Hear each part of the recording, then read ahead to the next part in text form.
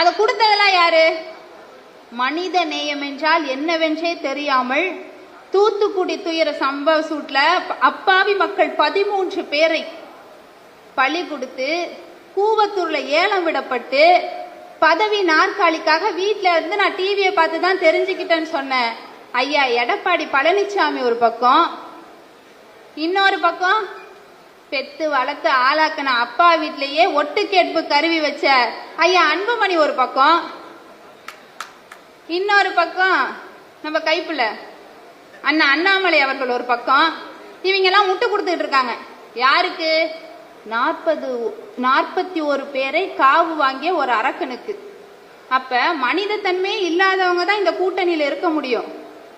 ஏன்னா நம்ம பில்கிஸ் பானுலேருந்து மணிப்பூர்ல கலவரம் பத்தி எரியறதுலேருந்து எத்தனையோ துயர சம்பவங்களை இந்த இந்திய தேசம் கண்டிருக்கிறது. ஆனால் அமைதி பூங்காவாக இருந்த தமிழ்நாட்டுல இந்த துயர சம்பவம் என்பது பெரும் கலக்கத்தை ஏற்படுத்தி இருக்கு. உடனே என்டிஏ குழு ஒன்று அமைக்கிறாங்க.